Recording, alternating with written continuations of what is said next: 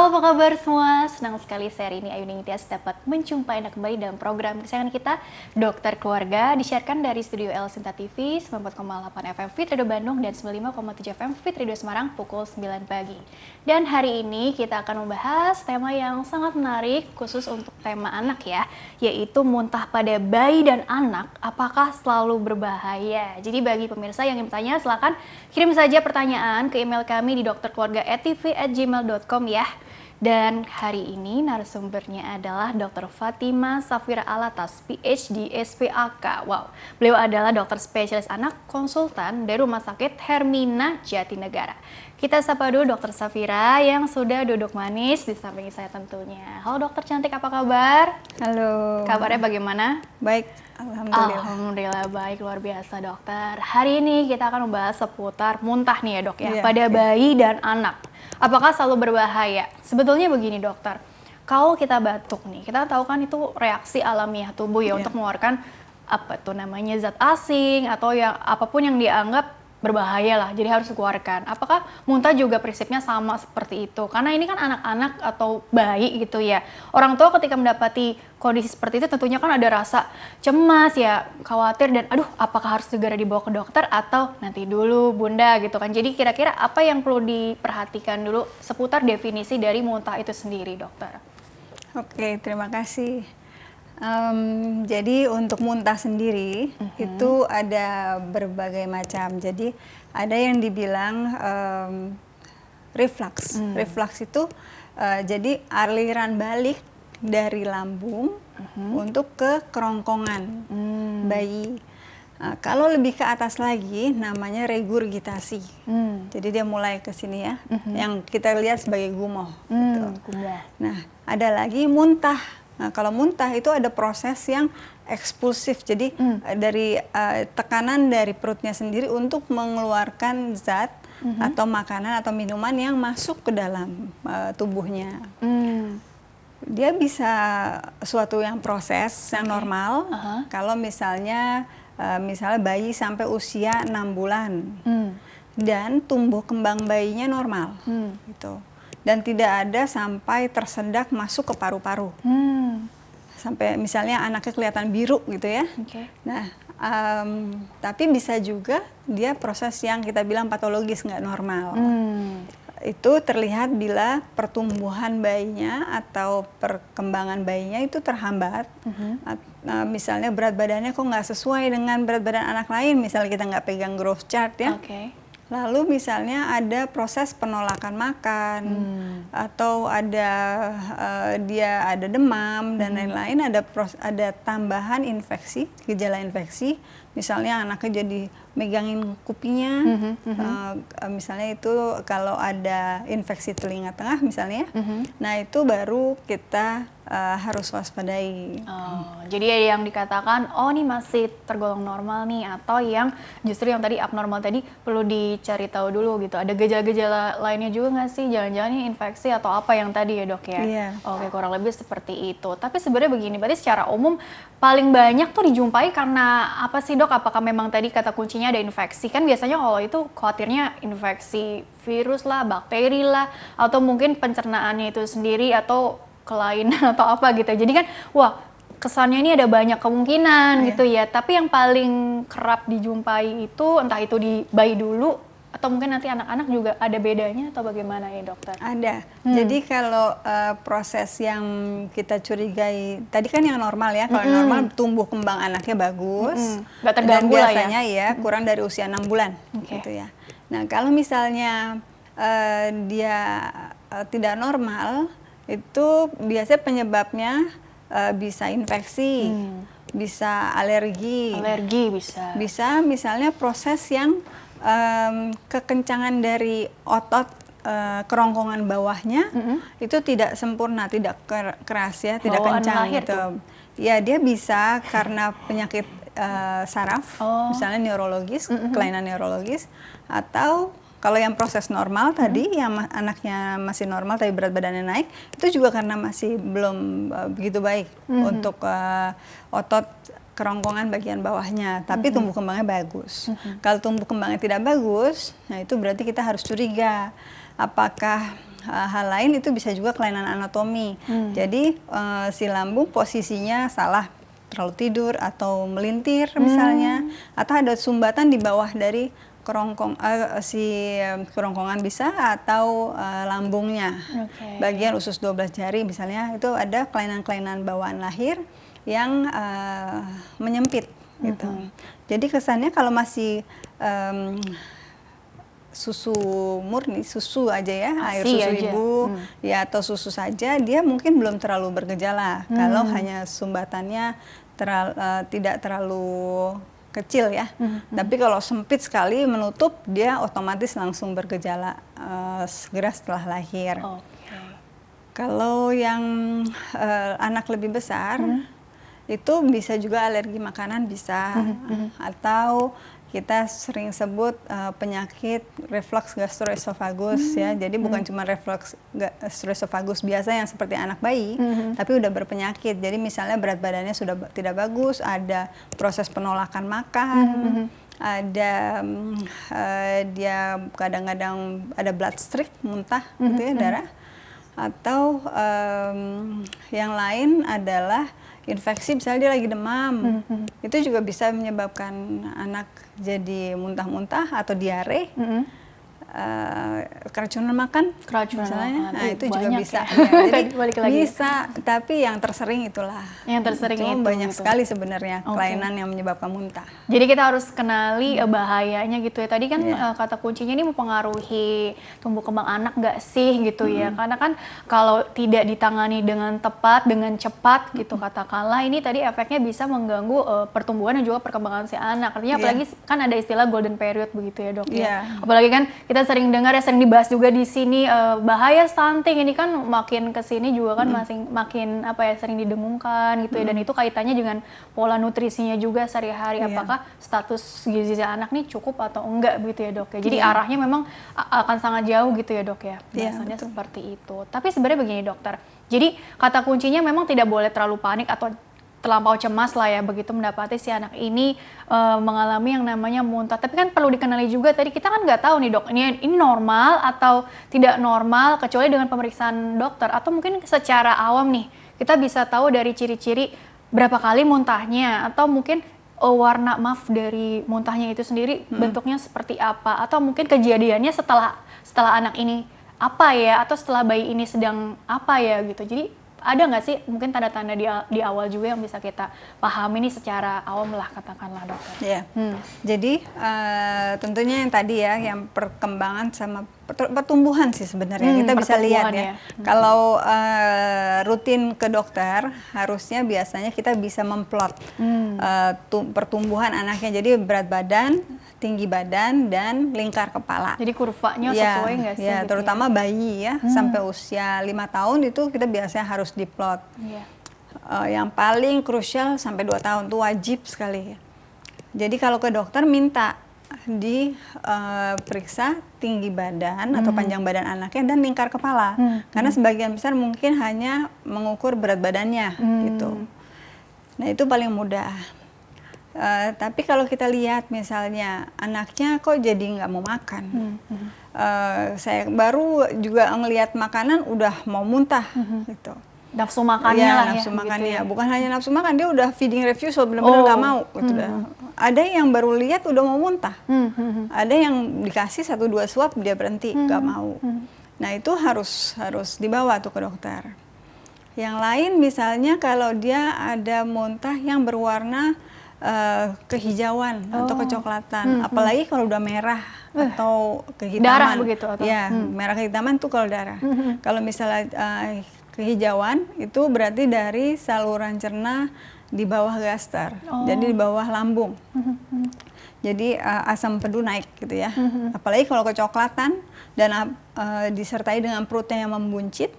Nah itu berarti ada sumbatan. Teraba begitu ya dok ya? Terlihat anaknya tiba-tiba membuncit, makin sesak. Tiba-tiba itu akut ya sifatnya? Ya akut ya. Atau ada nyeri banget ya di kanan bawah dengan demam. Si anak belum bisa mengungkapkan dok, masih bayi gitu kan? Atau nangis kali Kalau ya? bayi biasanya dia dengan demam, menangis, lebih rewel mengedan misalnya ya. Nah itu baru kita harus waspadai gitu. Atau tiba-tiba kelihatan ada benjolan di sini, Ya Allah. di perutnya, pada saat dia mau muntah, sebelum mau muntah. Jadi dia kayak bergelombang, habis itu tiba-tiba muntah, hebat gitu. Nah, itu kita takutnya dia ada sumbatan di bawah. Jadi nggak sumbatan total, tapi masih ada cairan yang bisa masuk, tapi kalau udah kapasitas tertentu dia akan berusaha dikeluarkan lagi ke atas. Gitu. Itu salah satunya deh. Berarti kalau itu untuk tadi berapa kali muntahnya atau seberapa banyaknya itu sebenarnya nggak perlu terlalu memperhatikan itu ya, tapi kalau memang kondisinya udah benar-benar ya urgent seperti itu kan harus segera di ya, kalau misalnya muntahnya 10 kali ya, atau 5 kali, 10 kali, dan tidak eksplosif, tidak keluar muncrat misalnya. Eksplosif ya, tuh iya tadi muncrat ya, muncrat ya. sampai muncrat itu, biasanya itu masih, dan bayinya kurang dari usia 6 bulan, berat badannya naiknya bagus, itu biasanya bagian dari reflux gastroesophagus yang normal, fisiologis kita bilangnya. Tapi kalau misalnya dia terganggu, apalagi sampai ada tersedak biru, sampai ada gejala biru, nah itu berarti masuk ke dalam paru-paru, itu berarti muntahnya sudah harus dia tangani lebih cepat. Berarti itu udah lebih bahaya lah, ada tanda-tanda bahaya. Ya, sampai sesak ya. Biasanya sampai menyebabkan pneumonia dan lain-lain. Tapi berarti begini dokter, kan sebelum ke rumah sakit atau dibawa ke dokter anak, kita sebagai orang tua perlu bijak juga dong, tahu juga apa penanganan ini yang bisa dilakukan dulu nih di awal gitu ya. Apalagi biasanya kan, resiko yang terdekat dulu deh, bisa dehidrasi lah. Kan logikanya kalau banyak yang keluar, apa yang makanan yang sebelumnya dimasukkan udah keluar semua, jadi dia kosong dong dalamnya gitu ya dok ya. Jadi yang secara sederhana, logika sederhananya, resiko yang paling cepat bisa aja terjadi kemungkinannya, ataupun yang komplikasi jangka panjang nih kalau ini tidak dicari tahu apa sih penyebab utamanya, kok ada riwayat mungkin muntah berulang gitu kan, tentunya kan perlu evaluasi lebih dalam dok. Iya, betul. Jadi kalau di rumah kita harapkan orang tua dapat menangani anaknya pada saat muntah supaya tidak terjadi dehidrasi pasien. Gimana caranya? Itu biasanya dengan tetap memberikan cairan, cairan rumah tangga boleh, yang terdiri dari larutan garam dan gula, gitu ya. Jadi kalau anaknya nggak suka, kalau ada oralit bagus sekali. Stok gitu. Tapi ya. kalau nggak ada dan anaknya tidak mau, itu bisa dibikin sendiri biasanya. Kalau mungkin mual rasanya terus malah dimuntahkan lagi bisa aja. Iya. Kalau misalnya dia caranya pemberiannya itu sedikit-sedikit. Kalau kita bilang tuh antara 5 cc per kilo. Itu diberikan sedikit-sedikit dan berhenti-berhenti gitu ya. Jangan langsung suruh minum kluk, ya muntah lagi sebentar lagi. Tapi kalau berhenti, apalagi kalau ada muntah, recess dulu deh. Berhenti dulu 10-15 menit, baru nanti dicoba lagi.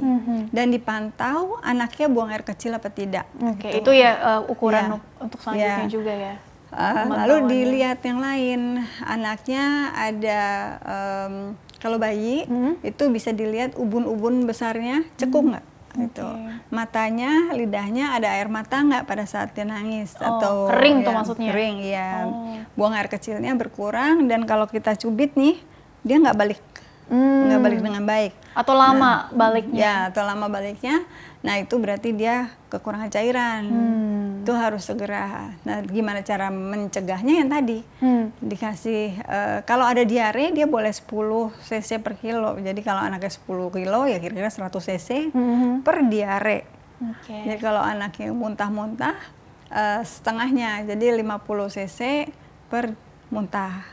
Diberikannya jangan langsung 50 cc langsung, tapi sedikit-sedikit gitu.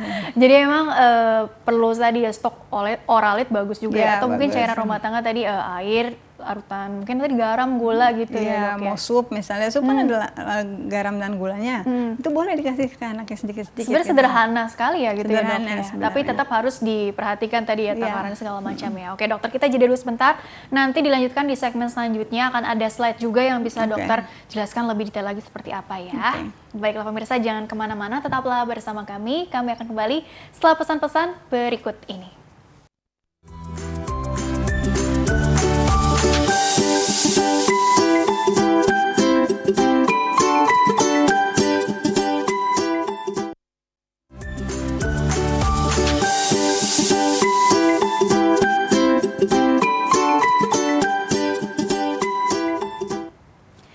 Pemirsa, terima kasih Anda masih bersama kami di program Dokter Keluarga, masih membahas mengenai muntah pada bayi dan anak, apakah selalu berbahaya? Bersama dengan Dr. Fatima Safira Alatas, PhD SPAK, beliau adalah dokter spesialis anak konsultan dari Rumah Sakit Hermina Jatinegara. Bagi Anda yang bertanya, silakan kirim saja pertanyaan ke email kami di dokterkeluarga@tv@gmail.com. Acara ini juga bisa dinikmati di Spotify Dokter Keluarga ya pemirsa ya. Baiklah dokter, dilanjutkan kembali. Nah, tadi kan ternyata dari kemungkinan penyebab muntah itu sendiri juga kan beragam. Bahkan ini juga harus dikenali dulu nih, mana nih yang termasuk normal atau yang udah nggak normal nih, sehingga perlu evaluasi lebih lanjut gitu ya. Juga dilihat-lihat juga nih usia anaknya, usia berapa ya, terus kemudian ada faktor resiko yang lain juga nggak sih gitu kan. Tentunya kan butuh pemahaman yang bisa dibilang cukup dalam nih gitu ya. Nah, ini ada slide yang bisa mungkin satu persatu ditampilkan dulu ya, agar dokter bisa menjelaskan lebih detail lagi seperti apa muntah pada bayi dok. Ini kan tadi dokter katakan perlu dibedakan antara yang fisiologis dan patologis. Nah, maksudnya ini seperti apa dok? Ini ada slide tentang apa sih? Silakan dokter. Iya, jadi di slide ini kita bisa melihat bahwa muntah pada bayi, bukan anak ya, bayi itu bisa suatu yang normal atau kita sebut itu sebagai fisiologis, atau tidak normal, kita sebut biasanya patologis gitu. Oke. Nah, cirinya kalau misalnya well baby, anaknya ceria-ceria aja, tumbuh kembangnya bagus, nggak suka nangis hebat, kalau malam berjam-jam gitu ya misalnya, dan pertumbuhan normal sesuai dengan usianya, atau perkembangannya juga normal, misalnya anak usia 3-4 bulan tuh udah bisa tengkurap, lalu juga 6 bulan udah bisa duduk. Nah itu dan tidak ada kelainan dasar ya, misalnya dia nggak ada kelainan bawaan lahir, ada penyakit jantung atau kelainan di kepala misalnya, kelainan saraf dan lain-lain. Nah itu dia masih dianggap sebagai hal yang normal dengan syarat juga usianya di bawah usia 6 bulan gitu. Kayak abnormal tadi ada red flags-nya tadi ya. Iya, kalau abnormal itu dia biasanya ada red flags. Red flags itu apa? Misalnya udah ada feeding refusal, nggak mau sama sekali mau dikasih makan minum. Terus udah lewat usianya dari usia 6 bulan. Pertumbuhan dan perkembangannya juga kurang bagus. Serta dia misalnya pernah ada muntah darah gitu. Ada riwayat muntah darah gitu ya. Dok, ini feeding refusal ini beda dengan picky eater nggak sih? Karena kan kan banyak juga nih, tapi ini bukan bayi ya, kalau itu udah lebih ke anak-anak usia 1 tahun. Enggak, feeding refusal bisa pada bayi juga bisa. Feeding refusal itu semua hal dia akan tolak, bahkan minum susunya pun dia nggak mau.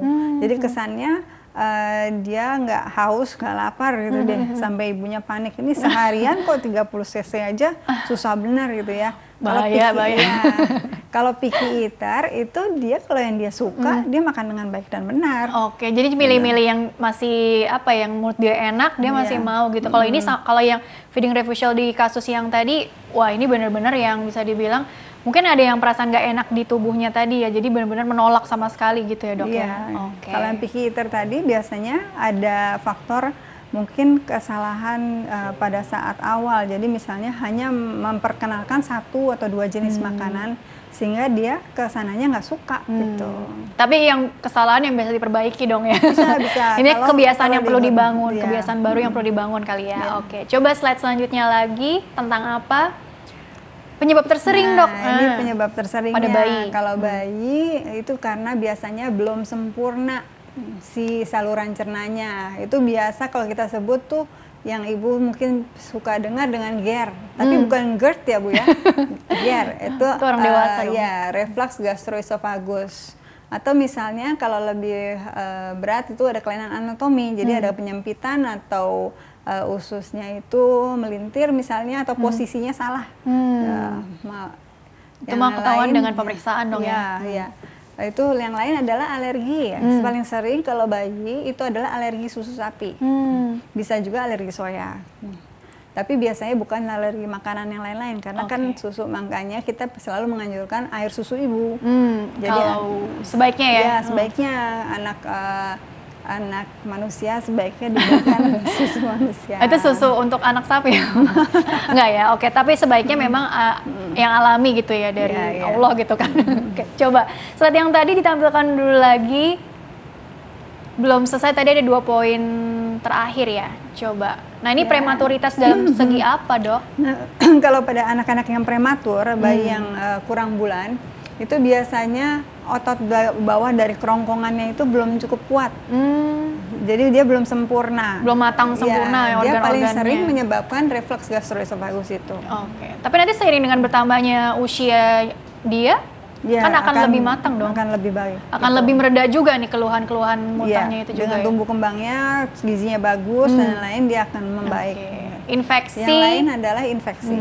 Nah kalau infeksi kita harus lihat anaknya demam, anaknya ada diare, dan definisi diare pada bayi juga harus hati-hati. Kalau anaknya itu dengan ASI eksklusif, itu frekuensi buang air besarnya bisa lebih dari 5 kali sehari, tapi dia pertumbuhannya bagus. Gitu. Jadi syaratnya selalu dengan pertumbuhan yang bagus. Ada banyak syarat untuk penilaiannya ya. Ini memang dokter spesialis anaknya yang lebih detail, yang tahu dong. Tapi orang tua artinya segera lakukan pemeriksaan lah pada intinya ya. Oke, coba slide berikutnya lagi tentang apa? Masih penyebab tersering ya dok ya kelanjutannya. Tapi pada anak lain lagi. Kalau pada anak mungkin tadi pada bayi. Dia udah mulai makan segala macam ya di mana-mana segala. Nah itu dia bisa keracunan makanan atau dia alergi dengan makanan, seafood misalnya yang sering ya. Itu dia bisa, ada juga yang telur misalnya itu nggak bisa. Jadi mesti trial and error, ibunya harus mengenali banget anaknya bagaimana. Dicoba dulu ini reaksinya apa gitu ya. Yang lain misalnya mabuk darat, kalau kita bilang mabuk darat, laut dan udara. Dia saat naik kendaraan. Ya, motion sickness kita bilangnya. Atau pada saat itu dia ada diare, atau misalnya yang lain stres. Jadi sekolahannya atau orang tuanya dan lain-lain itu terlalu memaksakan dia harus dengan target tertentu. Anak kecil juga bisa stres, bukan orang tua saja yang stres misalnya. Nah, itu jadi kita harus melihat kematangan anak dalam bersekolah. Mungkin bisa dikomunikasikan ke sekolahannya kalau anaknya terlihat bahwa dia stres ya. Radang telinga juga ya, radang telinga tengah atau demam atau infeksi berat yang lain itu bisa menyebabkan si muntah-muntah tersebut. Tapi biasanya bersifatnya akut, bukan kronik. Karena kan kirain hanya banyak yang berkaitan ke pencernaan atau mungkin tadi ke saluran kerongkongan segala macam. Jadi kalau infeksi bisa gitu. macam-macam, bisa yang lokal di saluran cerna sendiri atau bersifatnya sistemik, kita bilang keseluruhan dari badannya ada sesuatu itu menyebabkan keluarnya zat tertentu yang menyebabkan kita jadi muntah-muntah. Jadi mual lah ya mungkin ya, awalnya mual terus jadinya keluar dan tadi eksplosif gitu ya dok ya. Oke, baik-baik. Coba slide berikutnya lagi. Ini pada anak. Yang lain yang tadi itu yang tentang penyakit gastroesophageal reflux itu ya. Itu udah penyakit. Kalau bayi itu gastroesophageal reflux biasa, kalau ini penyakit gastroesophageal reflux. Itu bisa disembuhkan atau bukan sifatnya? Bisa. Ya tentunya dengan datang ke dokter anak atau dokter umum mungkin ya, yang mempunyai pengetahuan tentang hal tersebut, dia harus dilihat apakah sudah ada tanda-tanda esofagitis atau radang di kerongkongannya, bukan radang karena kayak radang amandel gitu, bukan ya. Jadi ada kerusakan di kerongkongan karena banyaknya asam yang naik ke kerongkongan tersebut. Banyaknya asam yang naik yang terjadi, jadi anaknya mulai menolak makan dan lain-lain. Nah itu biasanya kalau udah tumbuh kembangnya terganggu, udah ada feeding refusal lagi, nah itu dia kita sebut penyakit gastroesophageal.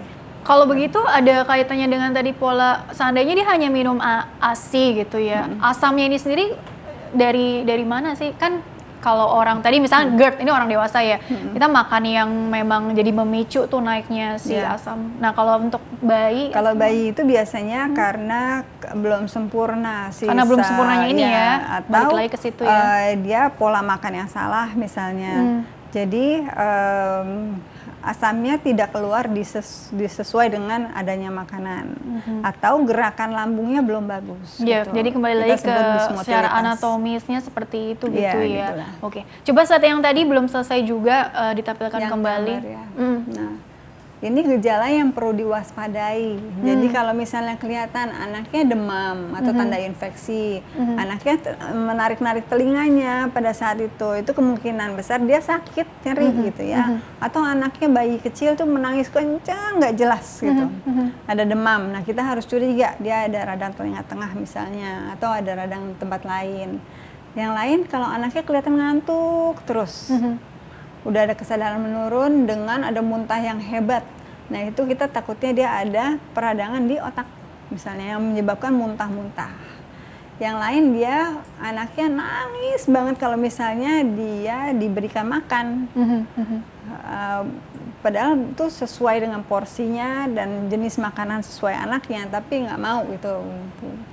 Yang lain kalau misalnya ada demam disertai dengan kuning, misalnya anaknya kuning ya, kalau bayi kecil biasanya nggak pakai demam kuningnya, tapi kalau anak yang lebih dewasa di atas 2 tahun kita takut hepatitis A, nah itu dia ada demam, mual, muntah, dan matanya kuning. Jadi ini buat gejala hepatitis A tadi ya dok ya, untuk bantu deteksi awal yang juga lain ya. Kalau muntahnya terus-terusan nggak berhenti gitu. Ada yang muntah hebat terus sampai dehidrasi, ada yang setiap hari muntah sehingga dia nggak bisa naik berat badannya sehingga gizinya kurang, ada tanda-tanda dehidrasi misalnya, atau sampai gizi buruk, ya itu berarti dia udah harus ke dokter, nggak boleh ditangani sendiri di rumah. Oke, istilahnya nggak cukup ya kalau ditangani sendiri aja, butuh bantuan profesional ya. Harus dievaluasi dengan modalitas-modalitas tambahan. Betul, baik. Apalagi mumpung nih masih tadi ya di golden periodnya ini ya dok ya. Ya, terutama misalnya 1000 hari kehidupan. 1000 hari pertama kehidupan ya. Jadi kan benar-benar diperhatikan tadi pertumbuhannya dari asupan intake-nya cukup apa enggak gitu ya. Oke, baik. Coba slide selanjutnya lagi tentang apa? Ini detail sekali ya. Jadi senang. Banyak sekali ilmu yang bisa diserap hari ini nih dari dokter. Oke, tanda-tanda yang perlu diwaspadai nih. Dari ujung kepala sampai ujung kaki deh ya, simpelnya seperti itu dok. Tadi kan gejala ya. Tadi kan gejalanya. Sekarang tandanya. Misalnya ubun-ubunnya, bayi kan harusnya kalau masih di bawah 18 bulan ya, ubun-ubun masih terbuka. Nah ini dia harusnya datar. Kalau dia dehidrasi adalah cekuk, kalau ini menonjol gitu deh. Itu menonjol istilahnya ya. Bulging, kita bisa pegang kayak dut-dut gitu ya. Seperti bulging gitu. Lalu anaknya kok jadi kaku badannya. Itu berarti takutnya dia ada peradangan di otak atau tulang belakang. Serius sekali ya istilahnya peradangan di otak ya dok ya? Iya, itu bisa menyebabkan muntah yang hebat. Tapi deh jangan dibahas ya, itu kepanjangan. Kesadaran menurun dan kesadaran menurun. Ya Allah, nggak kan khawatirnya kan ada infeksi di otak atau apa kan zaman sekarang kan kalau itu dikait-kaitkan mulu tuh kalau baca artikel. Jadi harus waspada juga tapi jangan terlampau cemas. Balik lagi ke situ lagi ya. Oke, baik. Next. Yang lain kalau muntahnya hijau tuh warnanya, tadi ya, atau coklatan berarti ada sumbatan di bawah, atau muntahnya warna merah dengan BAB-nya berwarna merah hitam. Atau hitam tadi ya. Nah cara penanganannya di rumah nih, ASI tetap lah ya tadi kan utamanya. Nah pantau perkembangan dan pertumbuhan bayi anak secara berkala, cepat bawa ke dokter bila terjadi penyimpangan. Nah ini tadi udahlah poin-poinnya udah semua ya dok ya. Nah perilaku hidup sehat, makanan, aktivitas, mandi, berpakaian dan lain-lain, sering mencuci tangan, awasi tanda-tanda infeksi pada anak dan mencegah dehidrasi. Nah dok ini kan kondisinya kan lagi di tengah-tengah pandemi COVID gitu ya dok ya. Artinya apa nih bila dikaitkan dengan situasi yang seperti sekarang ini, ada tips tambahan lain nggak sih untuk penanganan di rumah dulu? Apalagi kan mau ke rumah sakit, mau keluar rumah takut banyak lagi ada virus seperti ini gitu ya. Tapi kapan juga nggak bisa ditunda-tunda lagi karena mungkin ada red flags tadi gitu ya. Jadi bagaimana tuh dok solusinya untuk supaya orang tua jadi jauh lebih bijak nih? Jadi tentunya kita harus perilaku hidup sehat, artinya harus sering mencuci tangan supaya tidak mudah infeksi. Yang lain juga kita harus cegah dehidrasi yang tadi saya udah terangkan dengan 55 cc per kilo dan 10 cc per kilo. Selain itu juga harus bisa mungkin penanganan demam di rumah.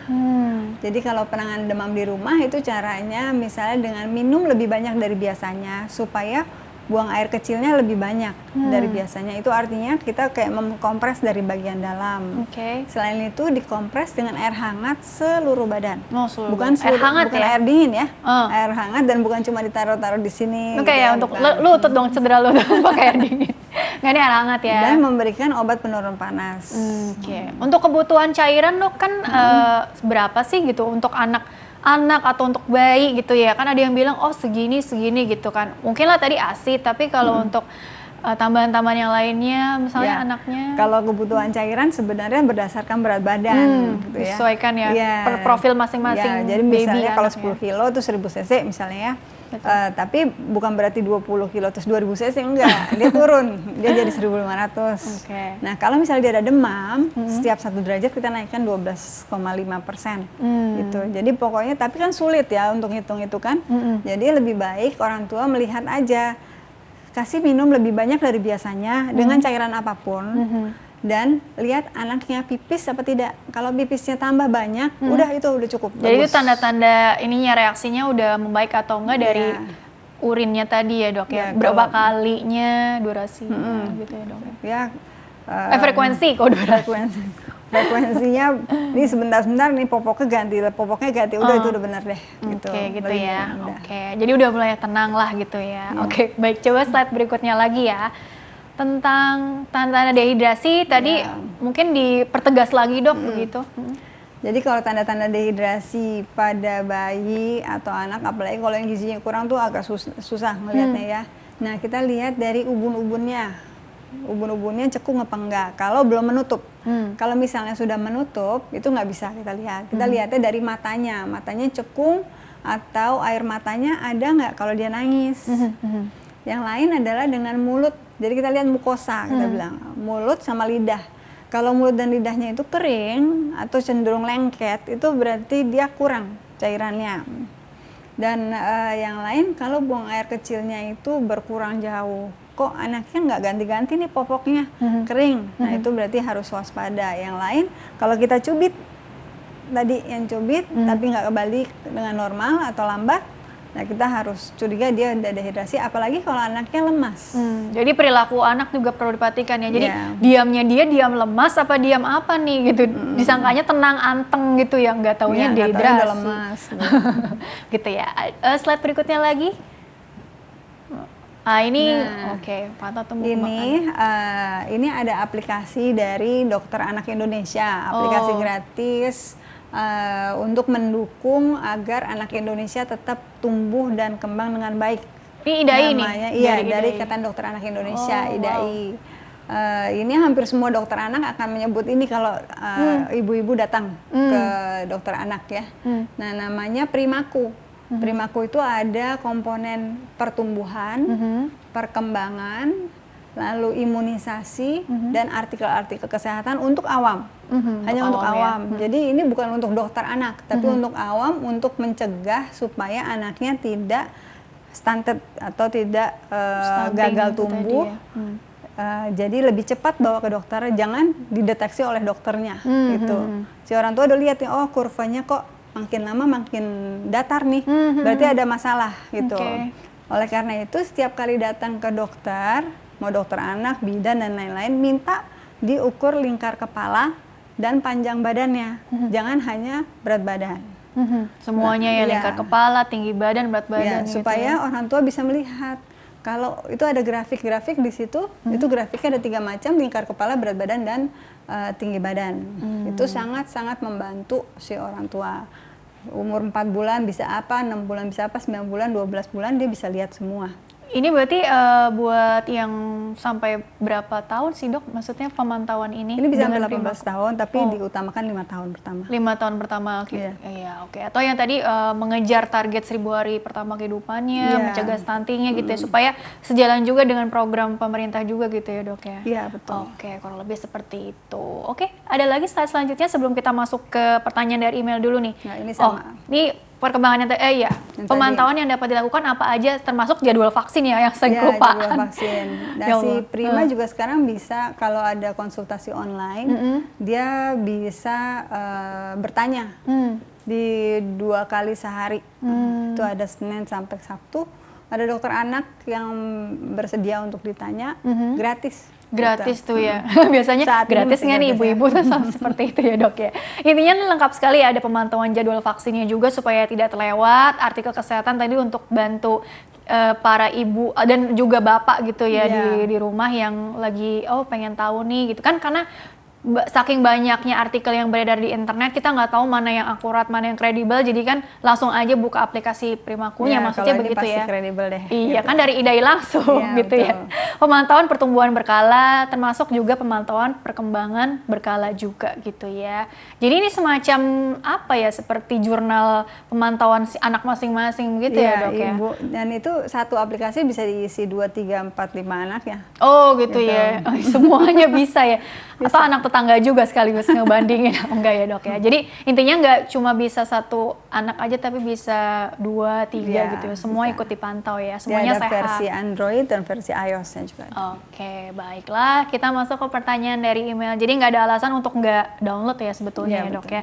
Zaman sekarang udah canggih, udah terbantu sekali tuh dari IDAI sendiri udah menyiapkan ya dok ya fasilitasnya. Baik, ini pertanyaan dari, bagi pemirsa yang ingin bertanya, silakan kirim saja pertanyaan ke email kami di dokterkeluarga@tv@gmail.com. Format lengkapnya di bawah ini, nama, usia anak atau bayi Anda, serta tempat tinggal Anda ya. Baik, ini pertanyaan pertama dari Ibu Angelina dari Riau, jauh ya. Oke. Dokter, anak saya ini Ahsan namanya, usia 19 bulan, sudah 5 kali ada riwayat rawat inap karena muntah dan diare yang tiba-tiba. Padahal biasanya malam sebelumnya ini sedang lahap-lahapnya makan dok. Sedangkan sakitnya awalnya selalu muntah di tengah malam dan berlanjut sampai besoknya, dan setelah 2 hari kemudian baru diare. Saya bingung dokter, padahal kalau makanan yang dikonsumsi itu selalu dalam pengawasan saya dok. Apakah ada faktor lain dokter? Selain itu, setiap berat badannya naik sedikit aja, ini selalu sakitnya itu muntah, diare itu. Beratnya juga turun lagi, selalu di kisaran angka 9,6 kilo di usianya yang 19 bulan. Padahal anak saya sangat aktif, istirahat pun cukup. Saya juga berikan susu tambahan di pagi dan sore hari. Dia juga cenderung cepat tanggap dibanding teman sebayanya. Oke, tapi saya khawatir dengan berat badannya yang juga jadi susah naik dok. Bagaimana solusinya dokter? Jadi bagus ya, ini mengkhawatirkan pertumbuhan si anaknya yang usianya 19 bulan dok gitu kan. Jadi bagaimana supaya kondisinya cepat membaiklah, berat badannya harapannya juga mudah naik gitu ya. Bagaimana dok? Iya, jadi kalau melihat riwayatnya Ahsan ini, kelihatannya dia sudah pasti dia bukan sesuatu yang fisiologis ya, atau normal. Yeah. Jadi kita harus lihat, apalagi dia udah 5 kali masuk perawatan, mungkin dengan dehidrasi, dan 5 kali muntahnya sampai hebat sekali gitu. Tapi sebelumnya dia juga udah sering kelihatannya ya. Jadi kalau seperti ini kita biasanya harus mencari dulu apakah saluran cernanya itu ada masalah dengan anatominya apa tidak. Kan ibunya yakin bahwa dia mungkin nggak keracunan, nggak apa ya. Selain itu mungkin masih alergi, masih bisa, nggak bisa disingkirkan dulu. Lagi ada susu, tambahan susu tadi pagi dan sore. Lalu juga kita biasanya yang paling mudah adalah kita lakukan USG. Biasanya kita lihat anatominya bagaimana. Oke. Setelah dan ronsen kalau perlu. Itu dilihat dulu. Kalau tidak ada sama sekali, dia bisa kemungkinan cyclic vomiting bisa namanya, yang muntahnya itu ekspulsif dan dalam waktu yang sekarang nanti bulan depannya lagi langganan gitu. Dong ya, kayak gitu. Seperti itu ya. Atau dia reflux gastroesophagus yang udah penyakit, jadi udah ada stunted growth. Kalau dilihat dari udah ada gangguan perkembangan, mungkin belum stunted, tapi dia sudah ada pertumbuhan terganggu. Nah kalau seperti ini dia harus datang ke dokter di Riau anak, nih ya, harus kan banyak kan dokter ya. anak banyak. Konsultan apa mungkin, konsultan anak yang khusus mendalami apa? Konsultannya biasanya kalau ada konsultan saluran cerna dan hati anak. Oke, konsultan Ya. tadi khusus saluran pencernaan Ya, anak kalau ya. tidak ada atau sulit, misalnya rumah sakitnya jauh, itu bisa ke dokter anak terdekat. Oke, jadi dipastikan dulu nih ada apa sih dengan pemeriksaan penunjang ya dok ya, tadi Ya, USG, misalnya kalau ada ronsen, endoskopi lebih bagus. endoskopi. Ya, endoskopi. Jadi diteropong ya saluran cernanya dari kerongkongan sampai usus 12 jari. Oh, Itu untuk melihat apakah ada kelainan, apakah bagi alergi, biasanya juga kita bisa lihat ya ada saluran cernanya kurang licin, biasanya kita bilang ada kayak benjolan-benjolan ya. Atau otot-otot dari saluran cernanya sudah sempurna atau belum. Itu juga bisa kelihatan dari si endoskopi. oke, endoskopi pada anak Iya. ya atau pada bayi juga bisa gitu ya dok ya.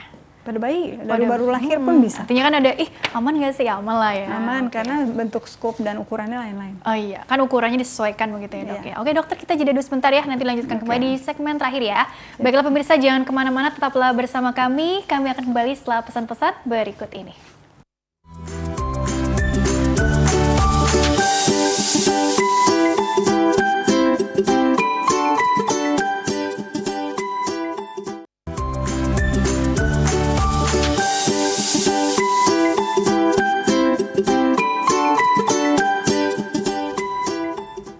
Ya pemirsa, terima kasih Anda masih bersama kami di program Dokter Keluarga. Masih membahas mengenai muntah pada bayi dan anak, apakah selalu berbahaya? Bersama dengan Dr. Fatima Safira Alatas, PhD, SPAK. Beliau adalah dokter spesialis anak, konsultan dari Rumah Sakit Hermina Jatinegara. Dokter, dilanjutkan kembali ya pembahasannya di segmen terakhir ini.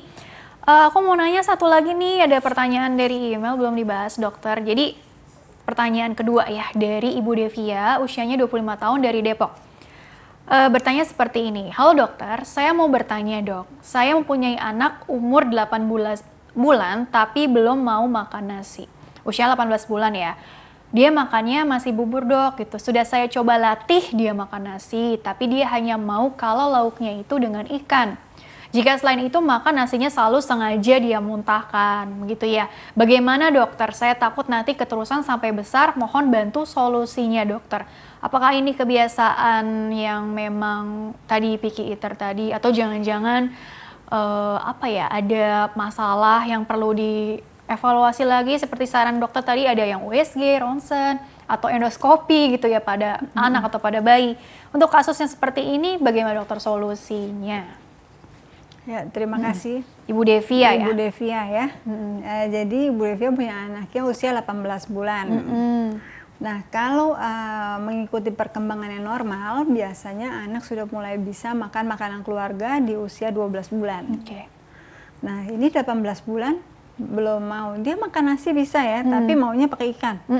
Kalau yang lain dia nggak mau.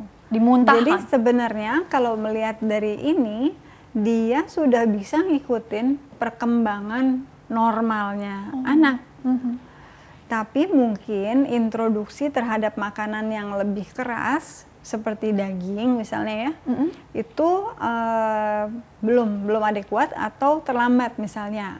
Oh, tekstur Atau tertentu dia, gitu. ya, atau dia waktu sebelum itu lebih sering misalnya dikasih ikan dan lain-lain, atau teksturnya juga kenaikannya belum adekuat, belum. Jadi kalau ini mungkin masih bisa dilatih, dilatih aja karena kelihatannya dia nggak muntah, dia bisa menelan dengan baik. Kalau makanannya ikan dengan nasi misalnya ya, yang kalau dia nggak, yang makanan lain dia nggak mau. Jadi kelihatannya itu hanya perlu dilatih taste-nya aja. Mungkin saat bayi pada saat menyusui, salah satu teorinya kalau orang tuanya terlalu minum susunya itu aja misalnya ya, atau makannya itu aja, anak bayinya itu tidak mengenal berbagai macam rasa. Jadi setelah gitu. itu dia juga sukanya makanannya yang beberapa rasa aja. Nah, tapi kan dia masih bayi, masih di bawah 2 tahun. Jadi boleh untuk dilatih untuk berbagai macam rasa, walaupun mungkin yang ditelan hanya yang si ikan. yang lain dilatih, diharapkan nanti lama-lama dia suka. Oke. Gitu. Jadi mungkin lebih ke variasi menu tadi ya mungkin ya. Iya, jadi kelihatannya sih bukan penyakit teksturnya. tertentu yang apalagi penyakit gastroesophageal reflux, enggak kelihatannya, karena kan pertumbuhannya bagus. Dia nggak beritahu berat badan Enggak ya. Jadi mungkin yang perlu dilihat adalah pertumbuhannya anaknya, Ibu Devia. Kalau misalnya sesuai dengan berat badan dan tinggi badan anak seusianya, berarti dia bukan penyakit tertentu, hanya harus dilatih jenis-jenis makanan. Oke, jadi kata kuncinya itu juga ya, balik lagi ya ke ini sebenarnya berat badannya udah termasuk yang sesuai dengan kurva atau enggak. Iya. Kalau under, wah ya baru diperhatikan juga bagaimana mengejar ketertinggalannya, istilahnya seperti itu. Atau mungkin tadi ya bagus juga tipsnya, jadi orang tua yang jadi jauh lebih kreatif mengkombinasikan makanan ya. rasanya asin, pedas, manis, semuanya, gurih semuanya gitu. Semua. Termasuk teksturnya juga Iya, begitu ya dok ya, juga. supaya melatih tadi ya Ya, motoriknya diharapkan juga. usia 12 bulan dia sudah makan nasi. Gitu. Oke, jadi itu ya tipsnya ya. Jadi memang macam-macam ya, dari apa ya, pertanyaan-pertanyaan yang masuk via email pun kita juga bisa belajar banyak ya dok ya. Jadi perlu kritis juga, ini kira-kira memang ada masalah atau mungkin dari kebiasaannya aja nih yang perlu diubah atau apa gitu ya dok ya. Kurang lebih seperti itu dokter, karena waktunya juga kan terbatas ya dok ya. Jadi materi hari ini kan tadi kan cukup luas gitu ya dok ya. Jadi sebenarnya benang merah yang ingin disampaikan tuh apa sih? Belajar dari menyikapi muntah pada bayi dan anak, apa yang perlu diambil oleh orang tua, sikap yang tepat tuh seperti apa gitu ya. Barangkali kesimpulan atau benang merah yang ingin disampaikan sekali lagi singkat saja, supaya kita semua juga anak-anaknya nih sehat, kuat, bisa jadi generasi masa depan penerus bangsa ini yang juga menjanjikan gitu ya dok ya. Oke. Seperti apa itu kira-kira kesimpulannya dokter? Silakan. Jadi untuk menyikapi anak dengan atau bayi dengan muntah, mungkin orang tua jangan panik dulu untuk melihat bayinya muntah. Kalau itu di bawah 6 bulan, kemungkinan besar dia normal, dengan memperhatikan pertumbuhan dan perkembangan anaknya. Bila ada masalah, baru cepat dibawa ke dokter. Tapi tentunya harus bisa memposisikan anaknya bila dia muntah, jangan sampai tersedak masuk ke dalam paru dengan cara misalnya memiringkan kalau misalnya dia muntah. Betul. Nah, kalau udah lebih dari 6 bulan, itu berarti harus lebih diperhatikan dan dibawa ke dokter. Mengapa anaknya masih suka muntah, apalagi kalau dengan gangguan perkembangan atau pertumbuhan. Yang kita paling takut adalah kalau lingkar kepalanya juga sudah terganggu. Kalau misalnya anak dengan muntah di rumah, yang harus diperhatikan adalah dia ada infeksi, misalnya demam atau tidak, yang untuk diperhatikan dan diatasi. Lalu juga jangan sampai dia dehidrasi, gitu. Dengan memberikan cairan lebih banyak dari biasanya dan memantau urinnya atau pipisnya ya. Baik, kurang lebih seperti itu ya. Baik, terima kasih dokter telah berbagi ilmunya di sini. Insya Allah membawa banyak manfaat untuk orang banyak. Sukses dan berkah selalu untuk dokter dan ilmu dokter ya. Baiklah pemirsa, terima kasih juga Anda telah mengikuti program ini. Saya Rini Ayu Ningtyas beserta seluruh kru yang tugas mohon undur diri dari hadapan Anda. Sekian dan sampai jumpa.